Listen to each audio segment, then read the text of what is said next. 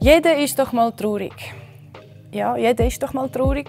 Ein Depressiver ist dann einfach mal 100 und auf eine lange, lange Zeit.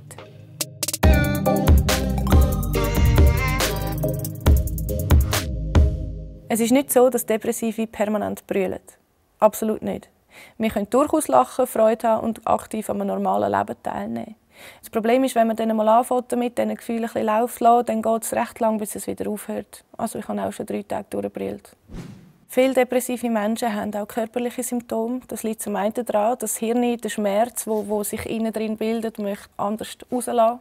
Und zum anderen liegt es auch daran, dass der Körper schlicht überfordert wird. Rückenweh, Kopfweh.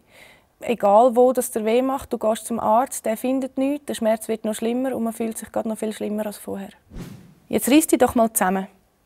Ja, kann man schon sagen, aber sagst du das auch einem, der im Rollstuhl sitzt? Weil genauso wie jemand, der seinen Körper nicht mehr kontrollieren kann ich als depressiver Mensch meine Gedanken nicht kontrollieren. Nur schwache Menschen sind depressiv. Stimmt nicht.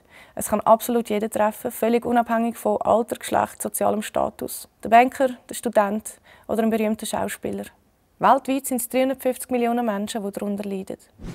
Es kann gut sein, dass man eine schlechte Kindheit oder schlimme dramatische Erlebnisse hat und die dann zu einer Depression führen. Depressionen sind aber auch vererbbar. Du kannst das schönste Leben haben, auch viel Geld, Freunde, ein wunderschönes Leben und du wirst depressiv und du kannst nichts machen. Depressive sind nicht faul, wir arbeiten ganz genau gleich wie alle anderen. Ja, es kann passieren, dass es uns zusammenlegt. Dann sind wir krank, wie jeder andere auch, der mal eine Grippe verwünscht. Aber in der Regel sind Depressive sehr darauf bedacht, ihren Job richtig und gründlich und anständig zu machen. Weil der Depressive hat grosse Angst davor, zu versagen oder etwas nicht richtig zu machen. Nicht jeder, der depressiv ist, bringt sich um und nicht jeder, der sich umbringt, ist depressiv.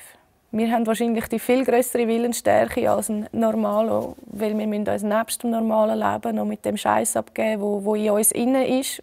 Und das braucht unglaublich viel Willensstärke, um manchmal nur am Morgen aufzustehen. Depressive Menschen brauchen kein Mitleid, sondern Verständnis.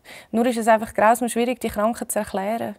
Ich sage noch gerne, es fühlt sich an, wie man vertrinkt, ohne dass man im Wasser ist. Ich würde mir von der Gesellschaft wünschen, dass sie depressive Menschen nicht immer gerade in eine Schublade stecken und verurteilen, sondern einfach mal hersitzen und zuhören. Weil uns hilft sehr fest, wenn wir darüber reden können.